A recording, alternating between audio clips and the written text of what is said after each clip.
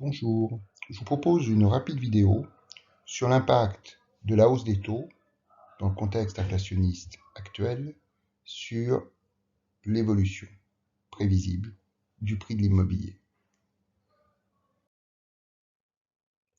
Commençons par rappeler la formule de la somme des annuités constantes actualisées.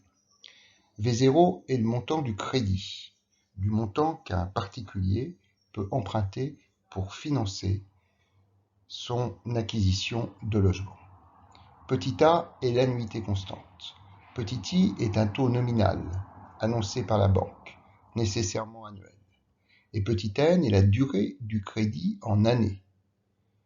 Donc si je m'endette sur 20 ans et que je parle d'annuité, eh bien j'aurai 20 paiements. Ce qui veut dire que petit n, c'est aussi le nombre total de paiements dans une hypothèse d'annuité. Dans ce cas, le montant du crédit est égal à la somme des annuités petit a constantes actualisées au taux petit i sur n années. Et cette formule peut s'écrire sans sigma et est alors égale à petit a 1 moins 1 plus i puissance moins n sur i. En réalité, lorsqu'un particulier veut acquérir son logement et qu'il demande un crédit à la banque, il va falloir verser des mensualités et non des annuités.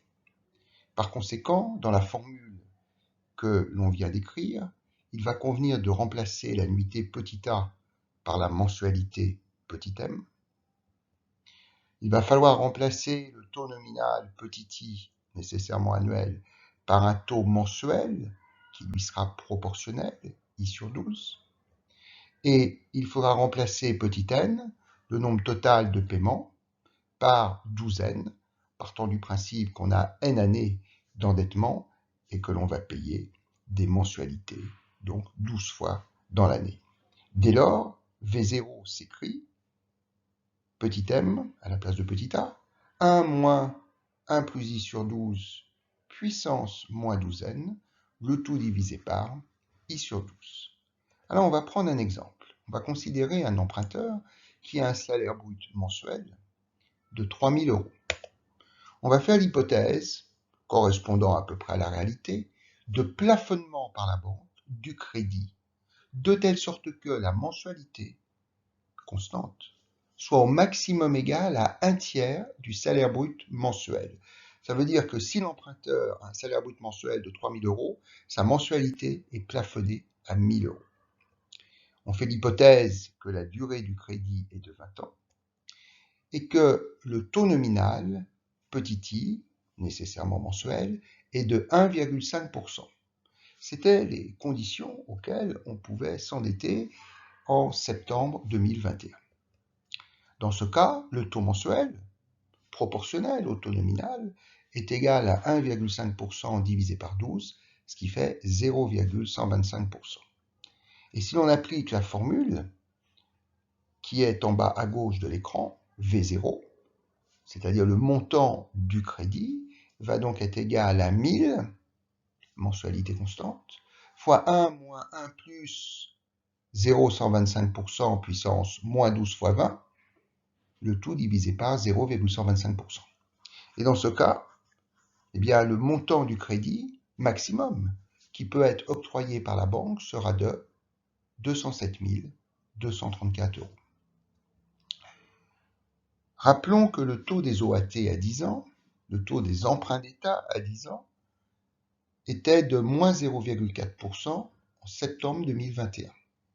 Et qu'en juin 2022, il a été porté à 2,2%. Ça veut dire que le taux des OAT a augmenté de 2,6 points de pourcentage en l'espace de 9 mois.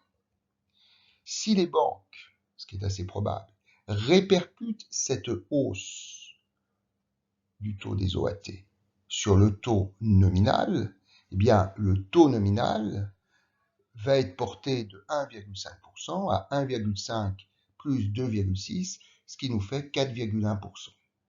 Et donc, le taux mensuel sera de 4,1% divisé par 12, ce qui nous fait 0,34%.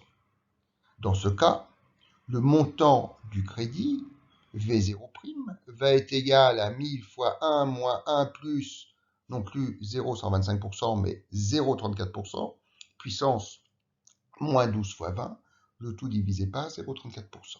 Et dans ce cas, le montant du crédit s'établit à 163 596 euros.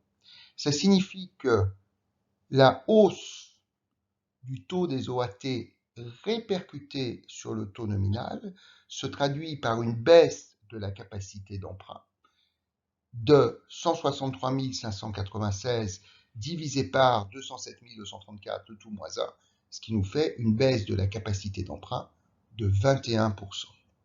Alors, cette baisse en pourcentage de la capacité d'emprunt serait la même si la mensualité était de 2 000 euros au lieu de 1 000 euros. Pourquoi? Parce que si la mensualité est de 2 000 euros, 2 000, c'est 2 fois 1 000. Ça veut dire que V0 comme V0' sont multipliés par 2, puisque les deux sont multipliés par 1000, et si je passe de 1000 à 2000, je multiplie par 2. Donc ça veut dire que la baisse en pourcentage de la capacité d'emprunt, dans l'hypothèse où la mensualité est de 2 000 euros, sera de 2 fois 163 596 sur 2 fois 207 234, le tout moins 1. En simplifiant par 2, on retrouve la formule que l'on a calculée précédemment, 163 596 sur 207 234, le tout moins 1, on retrouve bien le 21%. Ça veut dire finalement que quelle que soit la mensualité envisageable pour un emprunteur, la baisse de la capacité d'emprunt est toujours de 21%.